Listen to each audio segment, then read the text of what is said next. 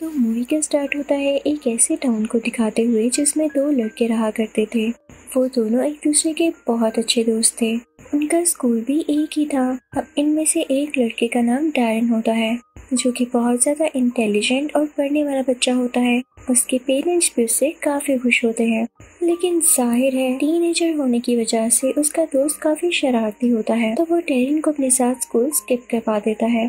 और ये बात डैरन के पेरेंट्स को बिल्कुल अच्छी नहीं लगती, तो वो डैरन को भी अक्सर कहते रहते हैं कि हमें तुम्हारा दोस्त बिल्कुल पसंद नहीं है। अब डैरन के पेरेंट्स उसके पास जाते हैं और उससे कहते हैं कि आइंदा के बाद तुम अपने दोस्त जिसका नाम स्टीव है उसके पास कभी नहीं जाओगे, ना उसकी कंपनी में रहोगे, क्योंकि तुम खराब हो रहे हो, तुम्हारा पढ़ाई में भी कहीं दिल नहीं लगता। लेकिन ये बात डैरन को बिल्कुल अच्छी नहीं लगती। वो स्टीव से दोस्ती बिल्कुल भी नहीं तोड़ना चाहता था, इसलिए वो स्टीव के पास जाता है और उसे बताता है कि मेरे पेरेंट्स कह रहे हैं कि तुमसे दोस्ती नहीं रखनी, लेकिन तुम मेरे बहुत अच्छे दोस्त हो और मैं ऐसा नहीं चाहता, तो हम हमेशा दोस्त रहेंगे, ठीक है? तो स्टीव कहता है बैड आइडिया, और वो दोनों इस टॉपिक को लेके बहस शुरू कर देते हैं। तभी उनके पास से कोई गाड़ी गुजरती है जो कि उनकी तरफ एक पोस्टर फेंकती है, और वो पोस्टर होता है किसी सर्कस का जो कि आज रात होने वाली थी। ये दोनों इस पोस्टर को देखने लगते हैं जैसे यहाँ जाने के लिए ये लोग फीलिंग हो। अब हमें स्कूल का सीन दिखाया जाता है। डैरन फिर से क्लास में ध्यान देने की बजाय इस पोस्टर को अपने बुक में रखकर देख रहा होता है कि तभी वहाँ पर टीचर आते हैं और वो ये पोस्टर छीन के देखने लगते हैं। वो सब बच्चों को वार्न करते हैं कि खबरदार कोई बच्चा इस सर्कस में गया तो तुम में से कोई भी यहाँ नहीं जाएगा। लेकिन डैरन तो बात मानने वाला था ही नहीं। वो रात होते ही अपने दोस्त स्टीव को लेके उस सर्कस में जाने के लिए निकल पड़ता है। ये लोग आज भी अपने पेरेंट्स से छुप कर गए थे। अब ये लोग उधर पहुंच जाते हैं और अपनी टिकट्स लेने लगते हैं, तो उनके हाथ पर कोई छोटा सा क्रिएचर काट लेता है। तभी वहाँ पर इन्हें एक आदमी मिलता है और वो इनसे बातें करने लगता है। फिर ये लोग अंदर आ जाते हैं जहाँ पर तरह तरह के क्रिएचर्स और कैरेक्टर्स देख रहे होते हैं। उधर एक बंदर के जैसे देखने वाला वुल्फ भी होता है, साथ ही साथ एक स्नेक मैन भी और एक ऐसी औरत जो कि अपने किसी भी बॉडी पार्ट को रीजनरेट कर सकती थी। सब अपने अपने कारनामे दिखाते हैं और इनके बाद एक लेडी आती है जो कि फ्यूचर देख सकती थी। वो सीधा डैरन की तरफ बढ़ती है और उसके फेस को टच करके उसका फ्यूचर देखने लगती है, लेकिन न जाने वो क्या फील करती है या उसे क्या नजर आता है। वो घबरा जाती है। उसके फेस पर बियर्ड आ जाती है, यानी उसके मुंह पर बाल आ जाते हैं, जिन्हें वो उतारती है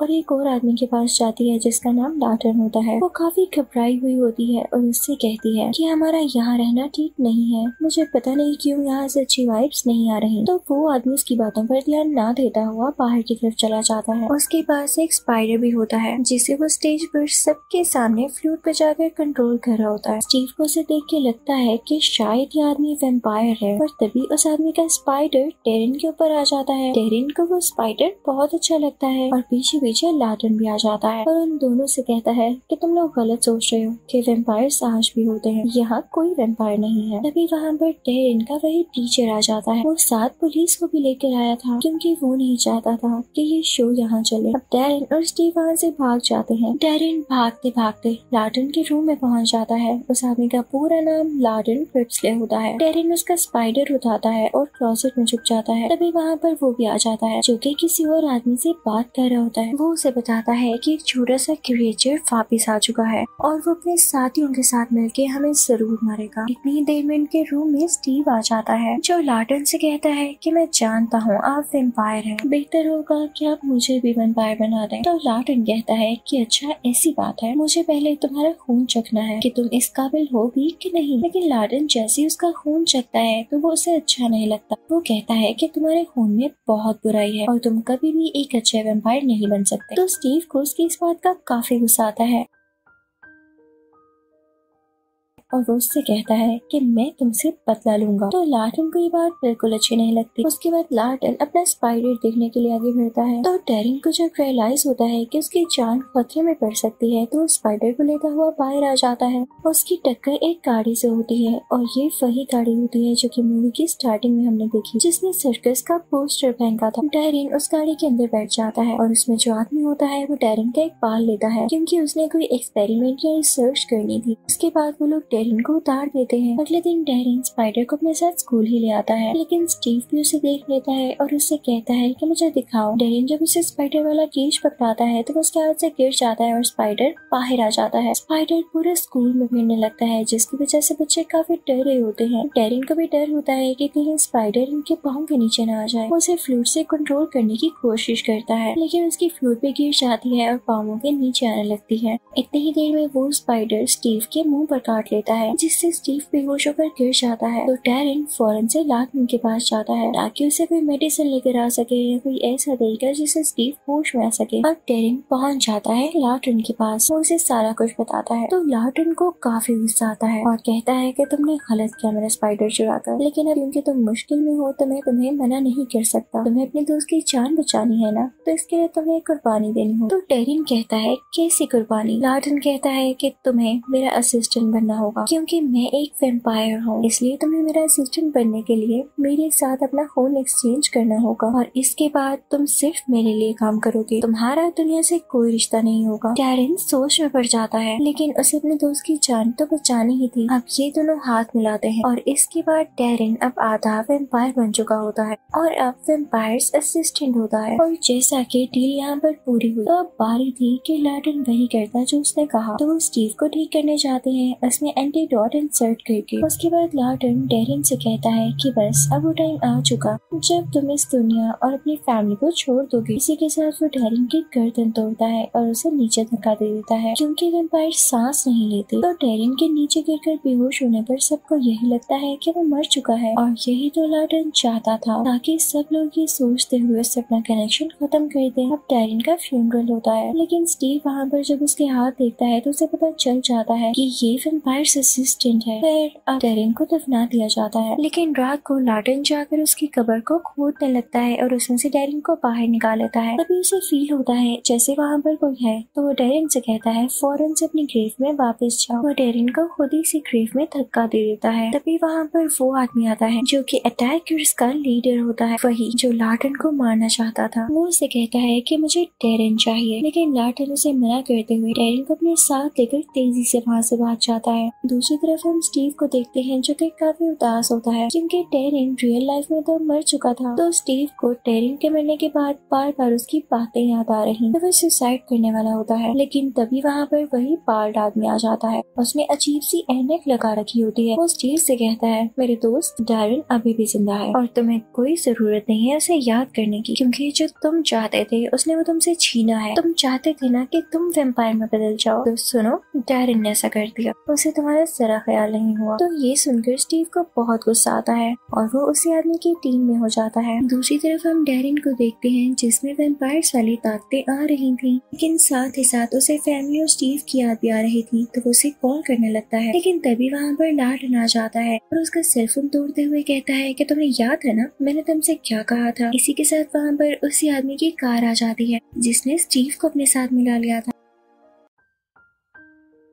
तो लार्टन डेरिन से कहता है कि फौरन से छुप जाओ। इनफैक्ट वो पूरा आदमी डेरिन को लेने आया था, लेकिन लार्टन उसे नहीं देता। तो वो आदमी कहता है कि मैं जरूर आऊंगा और डेरिन को अपने साथ ही लेकर जाऊंगा। और अब वो पूरा आदमी जाकर स्टीव को भी बुरा बना देता है, उन्हीं अटैकर्स में से एक अटैकर जिन्हें वैम्पनीज कहा जाता है, और ये वैम्पायर्स के बहुत अगेंस्ट होते हैं। और उधर हम डेरिन को देखते हैं जो कि लार्टन के साथ मिलकर स्किल सीख रहा होता है, लेकिन दिन गुजरने के साथ साथ वो वीक होता जा रहा था, क्योंकि डेरिन को ब्लड चाहिए था। लार्टन के कहने पर भी वो ब्लड नहीं पीता, तो लार्टन उसे समझाने लगता है कि तुम्हारे जिंदा रहने के लिए ये बहुत जरूरी है। तो डेरिन कहता है अच्छा ठीक है। अब इससे पहले लार्टन डेरिन को काफी बातें बताता है, जैसे कि वैम्पायर्स अगर किसी का खून पीना चाहते हो तो या तो वो किसी इंसान को बेहोश करके उसका थोड़ा सा खून पियेंगे और उसे छोड़ देंगे, या किसी वाउंड से। लेकिन ये जो वैम्पनीज है ना, ये तो खून पीने के लिए किसी इंसान को मार ही डालते हैं, ये ज्यादा खतरनाक होते हैं। लेकिन कोई मसला नहीं है, वैम्पायर्स और वैम्पनीज में आज तक लड़ाई नहीं हुई,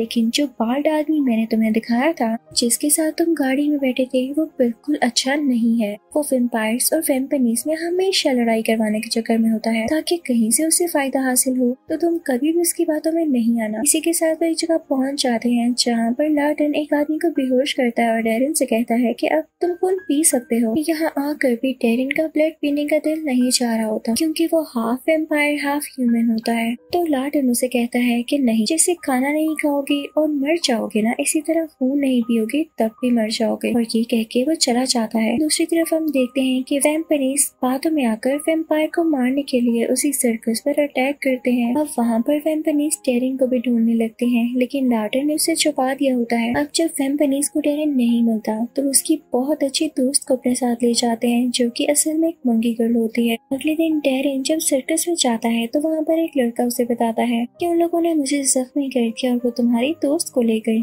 टेरिन फौरन से अपनी दोस्त को बचाने के लिए जाता है और जब वो अपने घर पहुँचता है तो देखता है कि उसके घर वालों को भी उन्हीं वैम्पनीज ने किडनैप कर लिया है। वहाँ पर उसके लिए एक नोट भी होता है। वहाँ पर ये लिखा होता है सी यू एट थिएटर। ये वही जगह थी जहाँ पर स्टार्टिंग में हमने कुछ शोज देखे और टेरिन को वहाँ जाना ही पड़ता है क्योंकि उसे अपनी दोस्त को बचाना था। अब इस बात की खबर लार्टन को भी हो जाती है तो वो फौरन से टेरिन को बचाने के लिए निकल पड़ते हैं, लेकिन तब तक टेरिन वहाँ पर पहुँच चुका होता है। वहाँ पर वैम्पनीज का लीडर भी होता है और उसके साथ स्टीव भी होता है। वो टेरिन से कहते हैं कि हमारे पास तुम्हारी फैमिली भी है और तुम्हारी दोस्त भी, तुम किसको बचाना चाहोगे? तो टेरिन कहता है कि ये भी कोई पूछने वाला सवाल है। टेरिन स्टीव को गुस्से से पकड़ता है, लेकिन स्टीव उसे धक्का दे देता है और टेरिन दूर जाकर गिरता है क्योंकि उसने खून नहीं पिया होता और उसमें वैम्पायर्स जैसी इवन इंसानों जैसी भी कोई पावर नहीं होती क्योंकि वो भूखा और कमजोर होता है। जल्दी वहाँ पर लार्टन भी आ जाता है जो कि वैम्पनीज के लीडर से लड़ने लगता है। अब टेरिन की दोस्त खुद को आजाद करती है और टेरिन को लेके अपने साथ एक जगह पर आ जाती है। वो लड़की टेरिन से कहती है कि तुम चाहो तो मेरा खून पी सकते हो, लेकिन टेरिन उसे कहता है कि नहीं, मैं ऐसा नहीं कर सकता और ना ही करूँगा। तो वो लड़की उसे बताती है कि मैं जानती हूँ बहुत अच्छे इंसान हो और मेरा ये जानना काफी है, तुम खून पी सकते हो। इसी के साथ टेरिन उसका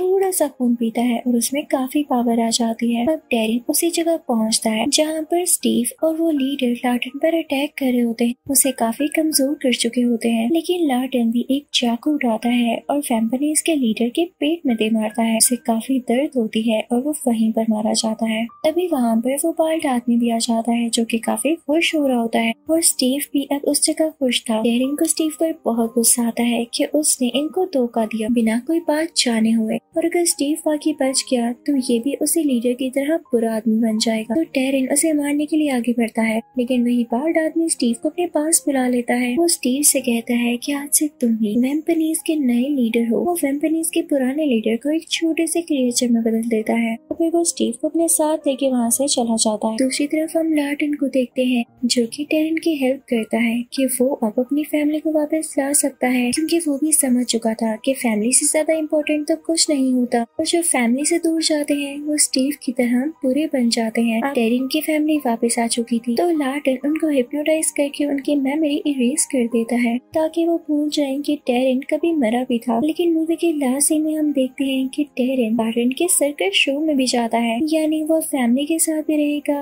और लार्टन से भी मिलेगा। इसी के साथ ही मूवी यहीं पर एंड होती है। Thank you for watching.